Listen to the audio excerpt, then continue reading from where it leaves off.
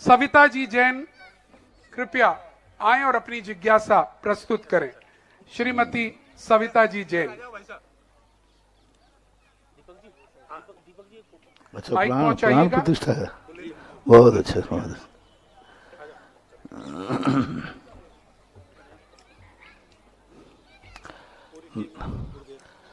भारत के कुछ स्थान ऐसे हैं जिन स्थानों को हम ऐतिहासिक ही नहीं कह सकते, बल्कि उन स्थानों को हम सृष्टि के साथ जोड़ सकते हैं। ऐतिहासिक घटना होती है, ऐतिहासिक संरचना होती है, लेकिन सृष्टि ऐतिहासिक नहीं होती, सृष्टि शाश्वत होती है। भारत के कुछ ऐसा एक भी दर्शन नहीं है जिस दर्शन से, भारतीय दर्शनों की बात कर रहा हूं, जिसका संबंध अयोध्या से ना हो। अयोध्या एक भारत का ऐसा शाश्वत स्थान है जो प्रलय के बाद भी नष्ट नहीं होता। जैन पुराणों में अयोध्या के संबंध में बहुत बड़ी स्थिति आई। जितने भी तीर्थंकर अनंत काल से जन्म लेते अयोध्या में ही लेते, शम्य शिखर से निर्माण प्राप्त करते। और हमने एक बार कहा था भारत देश आत्मीयता किनकी है?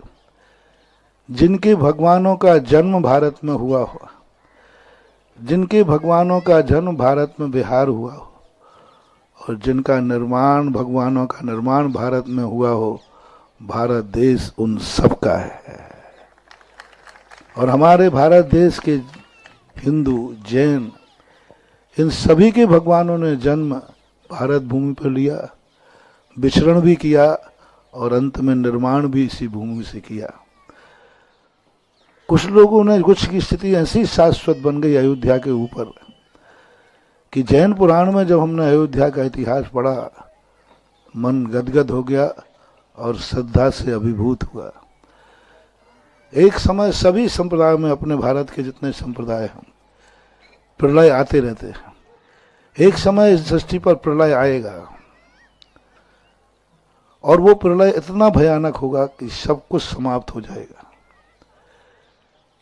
फिर इसके चिन्ह क्या बचेंगे जब कुछ समाप्त हो जाएगा? मात बचेगी तो अयोध्या का स्थान। अयोध्या के नीचे एक स्वर्णमयी नंद्याव्रत है। जब आकाश से आग और पृथ्वी बरसेगी, सब स्वाहा हो जाएगा। वो नंद्याव्रत जो नीचे बना हुआ है, स्वर्णमय अकृत्रिम, वो अयोध्या के मध्य में है। वो निखर करके ऊपर आएगा। उसी समय आकाश से देवता लोग उस नंद्याव्रत की पूजा करेंगे, और जैसे ही नंद्याव्रत की पूजा होगी, तैसे ही सृष्टि का प्रलय खत्म होगा और पुनः मानव संरचना शुरू होगी। यानी सृष्टि मिटती है तो उसके निर्माण का मूल स्रोत मिलता है अयोध्या से। तो अयोध्या तो वैसे ही अपन सब भारतीय लोगों का प्राण है और वहां पर प्राण प्रतिष्ठा है।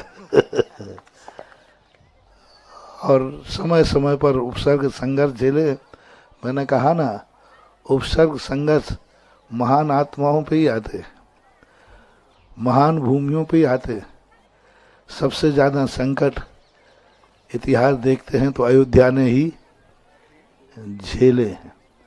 लेकिन कोई बात नहीं, इतने संकटों के बाद भी आज अयोध्या में प्राण हैं और उसकी प्रतिष्ठा हो रही है। मेरा आशीर्वाद है। चलिएगा, अपनी जिज्ञासा को प्रस्तुत कीजिएगा। पूज्य गुरुदेव के चरणों में सत नमन। नमोस्तु नमोस्तु नमोस्तु। हे गुरुदेव, मेरी जिज्ञासा है कि हम लोग गृहस्थ लोग अपने दैनिक जीवन में बहुत मोह करते हैं अपने परिवार के जनों से और अपने मित्रों से, सबसे। तो इस मोह को कम करने के लिए हम लोगों को ऐसा क्या करें कि धीरे धीरे कम हो जाए और हम लोगों का कल्याण हो? आज सुबह का प्रवचन सुनो, सब ठीक हो जाएगा। उसमें हमने सब दे दिया। आज का प्रवचन रंगारंग कार्यक्रम था। बिल्कुल। तुम्हारी भी सुरक्षा है, हमारी भी सुरक्षा है। तुम्हारा भी जिंदगी चलेगी और हमारी भी जिंदगी भी चलेगी। सभी मार्ग कहीं ना कहीं किसी ना किसी रूप से जुड़ते हैं। बस उन जोड़ने के संधि स्थान अपन को चाहिए। वे संधि स्थान अपन को मिल जाएं तो सारी चीजें एक रूप नजर आती हैं।